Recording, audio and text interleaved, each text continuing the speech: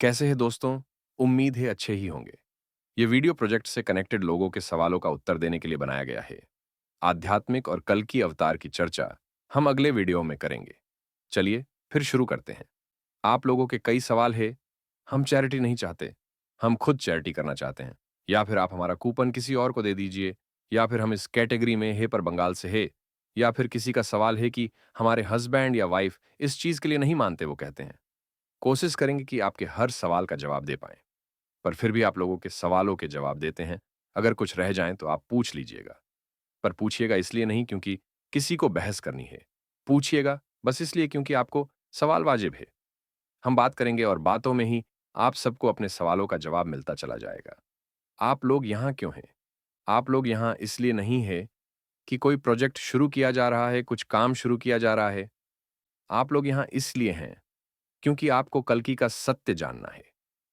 अब हो सकता है आप में से कुछ लोग कुछ नए हो, कुछ पुराने हो, कुछ ज्यादा समझ गए हों बातों को, कुछ कम समझ पाए हो।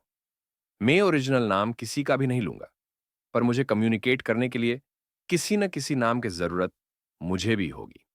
मैं आप लोगों के काल्पनिक नाम लूंगा, और जिसने जैसे सवाल किया होगा जवाब मिलता चला जाएगा। पहले सबसे गंभीर और मुश्किल सवाल सुमित्रा जी और सुमित जी का। हमें बस कल्कि से और उसके ज्ञान से मतलब है और किसी भी चीज से नहीं। हम अपने हिस्सा का कूपन दान देना चाहते हैं। बाकी ज्यादातर सवाल प्रोजेक्ट से रिलेटेड है, कैसे ज्वाइन करें, क्या करना है क्या नहीं। पर यह प्रोजेक्ट से बाहर रहने से रिलेटेड है, और नियत और बात भी ठीक है। आपको जरूरत नहीं है, आपको क्यों लेना, किसी और को दे दीजिए। अब यही सवाल कई और लोगों का भी होगा। मेरा जवाब सुन लीजिए। हर किसी की समझ में उनके हिसाब से आएगा, जिसकी जैसी समझ में आ जाए, पर हम एक्सप्लेन नहीं करेंगे। सुमित जी, सुमित्रा जी, आपको पता है कि गीता में 4 योग हैं, और सबसे ज्यादा किस योग के बारे में बताया गया है? वो है कर्म योग। भक्ति योग, सेवा योग, ज्ञान योग टच सबको किया है कृष्ण ने, पर सबसे ज्यादा जिस बारे में बात हुई है और हर सवाल जहां आकर कनेक्ट हो गया है, वो है कर्म योग। अब सवाल ये उठता है, क्या कृष्ण ज्ञान योग के बारे में कम जानते थे, या फिर वो सेवा या भक्ति योग के बारे में कम जानते थे? कृष्ण वो थे जो दुनिया में जितना भी भगवान आए सबको बता जाते, उन्हीं के मुक्ति के बारे में, योग के बारे में। पर कृष्ण कुरुक्षेत्र में है, युद्ध हो पाए, इसके लिए अर्जुन दुविधा है। अर्जुन को मानना होगा युद्ध के लिए। अर्जुन वो है जो कर्म योग में जी रहा है, तो उसके सारे सवाल भी कर्मयोग वाले ही होंगे। पर अर्जुन ठहरा अर्जुन है तो मनुष्य ही, उसे सबके बारे में जानना है। मैं ज्ञान योग या भक्ति योग में क्यों नहीं जा सकता? क्या कारण है कि मुझे युद्ध करना ही होगा? तो कृष्ण फिर बता रहे हैं कि ज्ञान योग क्या होता है, उसे भी एक्सप्लेन कर रहे हैं। अर्जुन उसमें क्यों नहीं जा सकता, या फिर वो भक्ति या सेवा योग में भी क्यों नहीं जा सकता अभी? तो कृष्ण बता रहे हैं। पर आप एक छोटी सी बात सोचिए, क्या वो वार्तालाप वही होता? अगर वही प्रश्न मीरा के होते और कृष्ण जवाब देते, वो पूरा वार्तालाप बदल जाता, गीता भी बदल जाती। मूल आधार बेशक वही रहता, मूल ज्ञान भी। पर फिर शायद गीता में मूल जो ज्ञान होता, वो यह भक्ति योग को लेकर होता। या फिर सूरदास के सवाल होते, या कृष्ण जवाब देते, या सुदामा होता, कोई भी होता, गीता का वार्तालाप बदल जाता। हो सकता है मेरा यह जवाब आपको संतुष्ट भी कर दे, पर यह सही जवाब नहीं है। यह तो मैं आपको बस अपनी एक कला का उपयोग करके कुछ सही कुछ गलत बता रहा हूं। सही जवाब मैं आपको बताता हूं क्या है। सही जवाब है ज्ञान योग तब मिलता है जब माया को आप काट पाएं और ईश्वर उस रास्ते पर आपका हाथ थाम ले जहां आपका कर कर्मा बस कटता ही जाए। ज्ञान योग वाले आदमी का कोई सवाल होता ही नहीं। भक्ति योग वो है जिसमें भक्त को ईश्वर से प्रेम ही हो गया। अब वो सवाल करें, ईश्वर जवाब दे, मतलब नहीं उन बातों का। आप खुद सामान्य ज्ञान लगाइए। क्या केवट के सवाल और अर्जुन के सवाल एक ही है? केवट कह रहा है, राम को मैं अपनी नव में आपको तब तक लेकर नहीं जाऊंगा जब तक आप चरण धुलवा नहीं लेंगे। केवट को चाहिए ही नहीं गीता ज्ञान। अर्जुन की शिकायत है, मैं युद्ध नहीं कर पाऊंगा। केवट की कुछ और है, आज मिले हो क्योंकि आपको वनवास जाना है। वनवास नहीं जाना होता तो मिलते भी नहीं। अब मिल ही गए हो तो किनारा तो मेरा ही है। मेरी बात मान लोगे तभी पार जाने दूंगा। शबरी से मिले राम। बस उसका कोई सवाल जवाब नहीं है। पर शबरी बेर लेकर बैठी हैं। क्या गीता का ज्ञान दोगे? क्या मीरा को गीता का ज्ञान दे लोगे? वो तो कृष्ण के इंतजार में ही जी रहे थे। कृष्ण मिल भी जाते तो अगली लाइन यही होती, बस बैठे रहो। भक्ति योग का आदमी सवाल करता नहीं। अब आ गया सेवा योग, जिसने अपने आप को दूसरों की सेवा में ही समर्पित कर दिया। उसने अपने आप को ईश्वर की सेवा में ही समर्पित कर दिया। उसका भी क्या सवाल है? कोई नहीं। सवाल उनका होता है जो कर्म योग में है। इसलिए गीता केवल और केवल उसे सुनाई गई जो कर्म योग में जी रहा था, और वो भी श्रेष्ठ तरीके से। श्रेष्ठ कर्मयोगी था उस समय का। यह था सही जवाब। अब गीता सुनाई कहां गई? कुरुक्षेत्र में, जब दुश्मन सामने था। और दुनिया का जब सबसे गहन ज्ञान दे दिया गया कि मैं ही करता धरता हूं, उसके बाद क्या हुआ? उसके बाद भीष्म मार दिए गए कैसे? शिखंडी को लाया गया। फिर द्रोण वध हुआ कैसे? अश्वत्थामा नाम के हाथी को मार दिया गया। जयद्रथ को मारा गया कैसे? सूरज दोबारा आया। कर्ण मारा गया, दुर्योधन मारा गया, और सबके पीछे कृष्ण का ही खेल था। पर फिर वही सवाल, यह सब होने से पहले हुआ क्या था? दुनिया का सबसे गहन ज्ञान अर्जुन को उसी कुरुक्षेत्र में दिया गया था। कभी आप लोगों के मन में यह सवाल नहीं आया, जब अर्जुन के आगे सारे रहस्य खोल ही दिए गए कि वही इस सृष्टि के स्वामी है और उन्हीं के हिसाब से मर्जी से सब कुछ होता है? फिर कृष्ण ने क्यों शिखंडी को आगे कर दिया, या क्यों द्रोण को झूठ बुलवाया? यहां शिखंडी के जन्म का उद्देश्य पूरा, वहां भीष्म मुक्त, यहां अश्वत्थामा का झूठ बोला, वहां द्रोण से जिसको बदला लेना था उसने ले लिया, यहां कर्ण मारा गया, वहां वो जो श्राप लेकर आया था उसका फल खत्म। कृष्ण ने अर्जुन को गीता समझकर एक तीर से कई निशाने साधे थे। आप कभी गौर नहीं किया होगा वो कितने निशाने साध गए। हम बताते हैं आपको एक एक। कृष्ण ने अपनी दुविधा बता दी अर्जुन को कि क्यों कृष्ण अब युद्ध से पीछे नहीं हट सकते। खुद उन्होंने अर्जुन को भी दोष मुक्त कर दिया, यह ज्ञान देकर कि यह सब उन्हीं की लीला है। फिर उन्होंने एक एक करके सबके कर्म काट दिए, शून्य कर दिए। शिखंडी को मुक्त किया उसकी खुद की प्रतिज्ञा से, जिसकी वजह से वो जन्म पर जन्म ले रहा था, और भीष्म को मुक्त किया उस पाप से जो इतने समय से वो अपने सर पर लिए फिर रहे थे। सबके साथ उन्होंने यही किया। अगर कृष्ण खुद ही निबटा देते तो उससे कोई मुक्त नहीं होता। मान लीजिए कृष्ण ही भीष्म को मार देते, शिखंडी को अभी भी जन्म पर जन्म लेने हैं, और भीष्म वो भी पाप से मुक्त नहीं हुए जो उन्होंने शिखंडी के साथ किया। मतलब इतना सही और त्याग भरा जीवन गुजारने के बाद भी भीष्म मुक्त नहीं होते। कृष्ण के इस एक्ट ने कर दिया।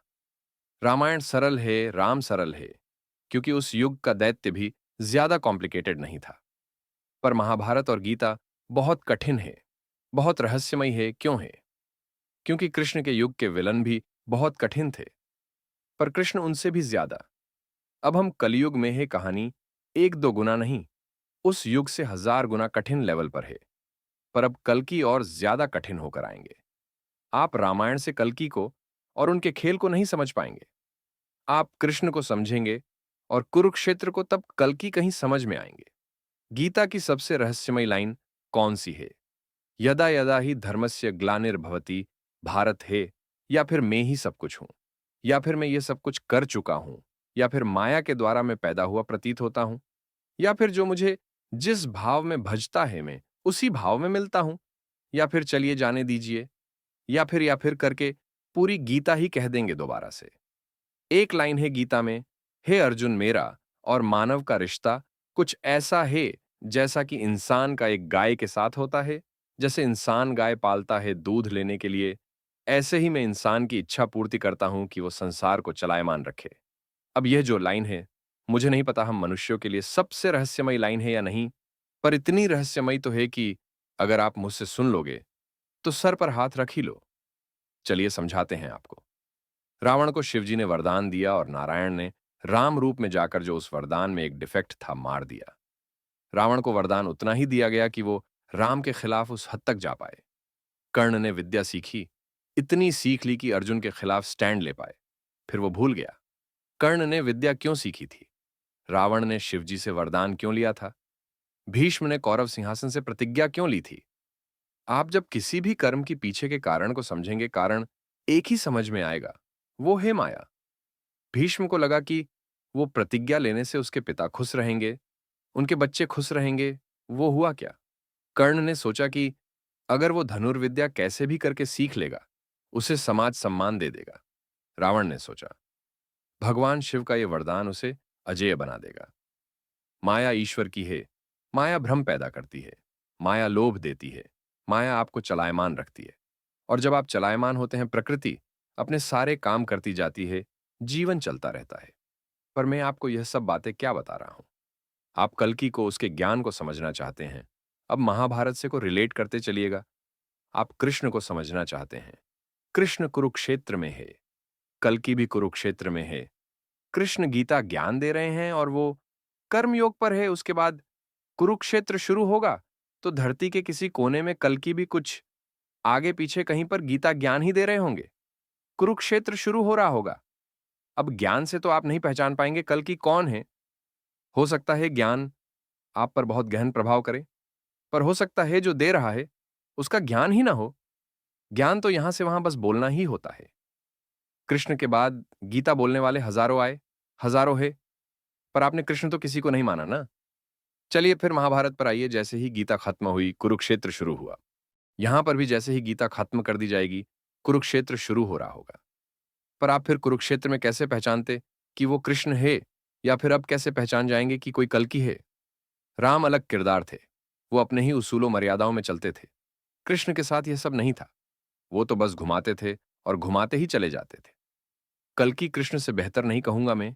कल्कि कृष्ण, महादेव, इन सब की पूजा करते होंगे, पर घुमाने के मामले में वो कृष्ण से भी 100 गुना आगे होंगे।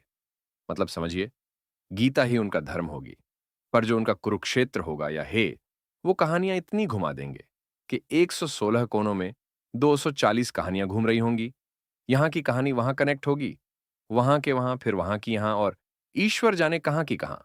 आप कैसे पहचान पाएंगे कि वो कल्कि है? चलिए दूसरे तरह से समझाते हैं। राम ने बलि को छिपकर मारा क्यों? किसी ने तो बाली को वरदान दिया था। फिर राम ने क्यों मारा बाली को?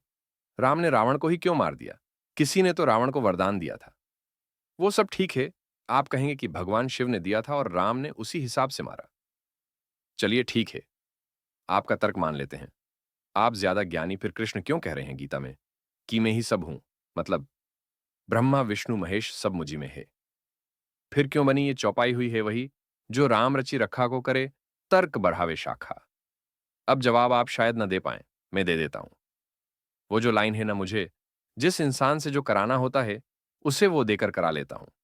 उस परब्रह्म की एक शक्ति ने रावण को वरदान दिया, एक रूप में, और दूसरी शक्ति ने उसी रावण को दूसरे रूप में खत्म कर दिया। पर आप लोगों को सुनने में अच्छा लगता है कि भगवान शिव ने वरदान दिया और भगवान विष्णु ने खत्म कर दिया। सत्य उससे कहीं गहरा है। अब इस बात का मर्यादा कृष्ण ने भी रखी, पर कल की यह मर्यादा नहीं रखेंगे। कारण भी आपको बताए देते हैं। आप सबने ये बहस तो सुन ही रखी होगी, जिसमें यह बात बार बार आती है कि कल की नारायण के अवतार न होकर परब्रह्म के अवतार है। मतलब सृजन, पालना, विनाश सब उन्हीं के अंदर है। वो एक हाथ से वरदान देंगे और दूसरे हाथ से निबटा देंगे। अब इसमें समस्या क्या है वो समझिए। आप कृष्ण और राम की कहानियां ऐसे सुनते हैं, भीष्म को वरदान मिला था उनसे और कृष्ण ने निबटा दिया। रावण को वरदान मिला शिव से और नारायण ने निबटा दिया। कल्कि की कहानी पता है कैसे चलेगी? कल्कि ने ही अभयदान दिया और कल्कि ने ही निबटा दिया। ऐसा क्यों होगा? कारण समझ लीजिए। इस बार कुरुक्षेत्र कोई एरिया या जगह नहीं है, यह पूरी दुनिया है। यह सतयुग का मसला दुनिया के हर कोने में होगा, हर घर में होगा। कहानी को आधार की जरूरत होती है, हवाओं में हवाई किले बनाने से कुछ नहीं होता। आज का दुर्योधन भी समझदार है।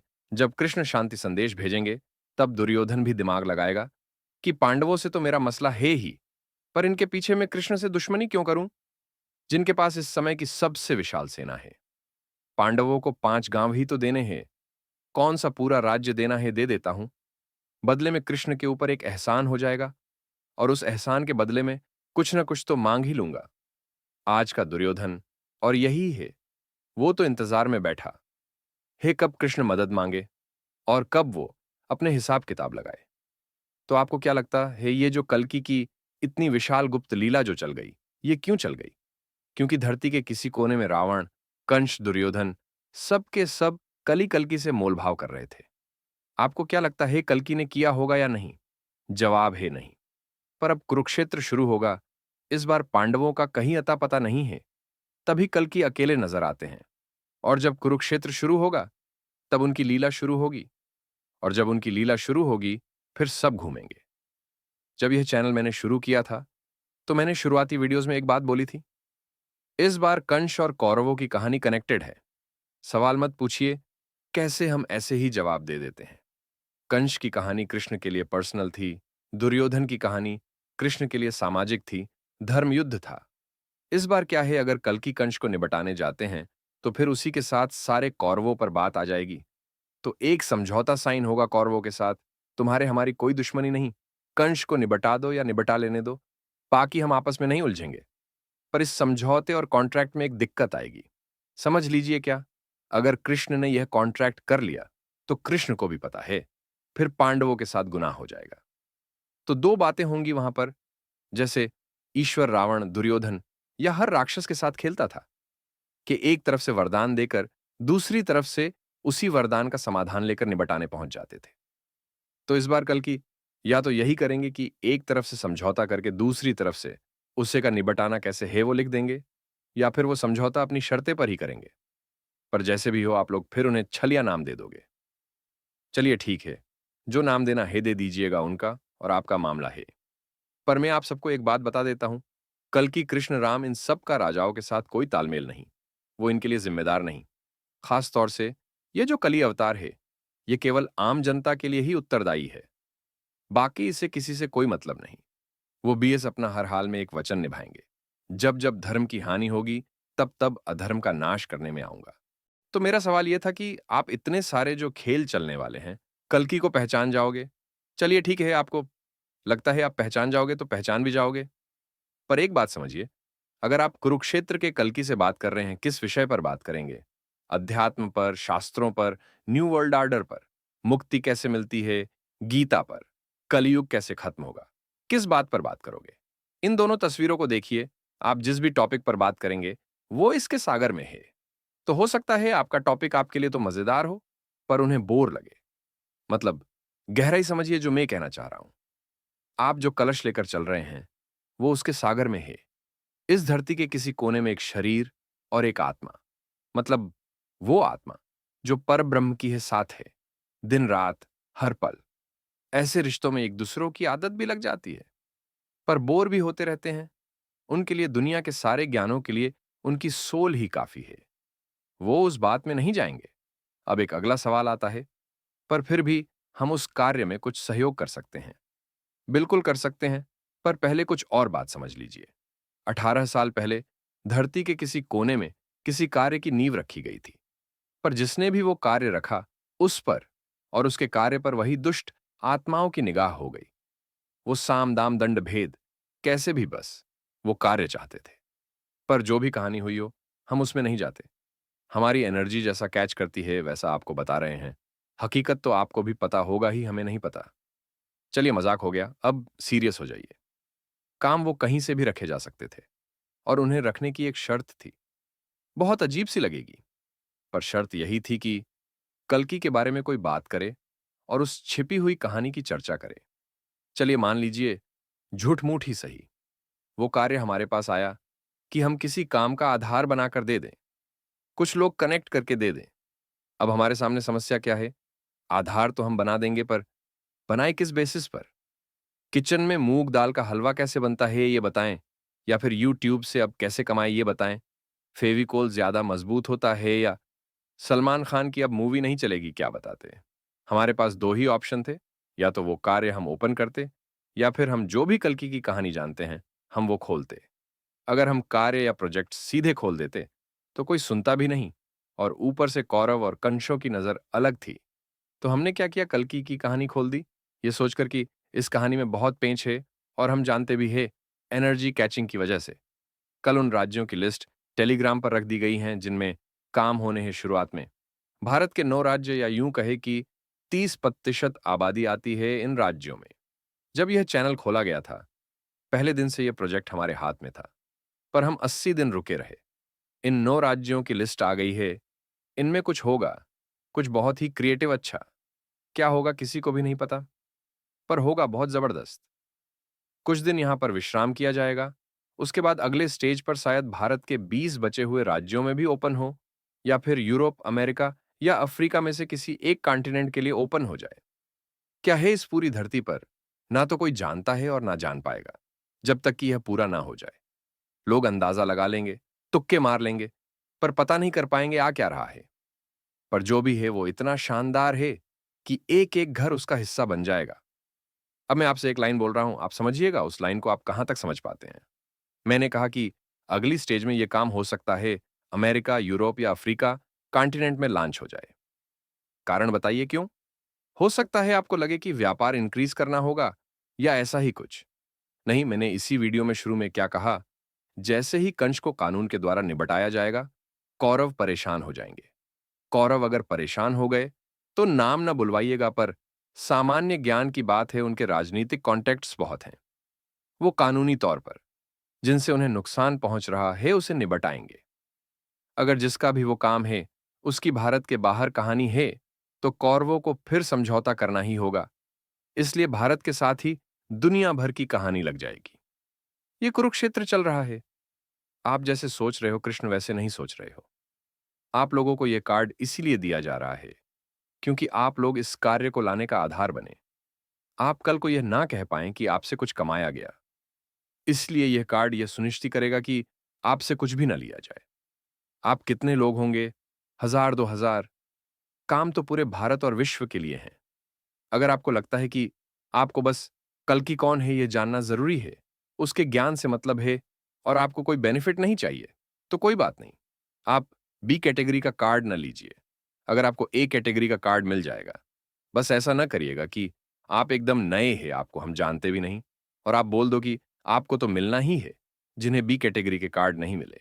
है वो सब ए कैटेगरी में है, अगर यह संभव है कि यूट्यूब पर ऐसा लाइव हो सकता है या कहीं भी, जहां पर केवल सिलेक्टेड लोगों से ही बात की जा सके, तो हम आप सबके हर सवाल का जवाब देने को तैयार है लाइव में। पर केवल ए कैटेगरी वाले हो, नहीं तो फिर अपने अपने व्हाट्सएप पर मैसेज का कुछ और इंतजार करिए। आप लोगों के नंबर है हमारे पास। जल्द ही आप सबके पास एक मैसेज आएगा। आपके क्या सवाल है लिख लीजिए, और कैसे कनेक्ट होना चाहते हैं सोच लीजिए। देखिए, वीडियो तो हमने प्रोजेक्ट्स के बारे में सभी के सवाल लेने के लिए ओपन किया था, पर बाकी जितने भी सवाल हैं हम टेलीग्राम पर पोस्ट किए दे रहे हैं, उन सबके जवाब कृपया करके वहां फॉलो कर लीजिए। और चलते चलते, मैं कौन हूं? मैं तो बस एक हल्का सा प्रोफेशनल हूं, बस एनर्जी कैच करता रहता हूं और मुझे क्या पता। चलिए दोस्तों, मिलते हैं अगले वीडियो में।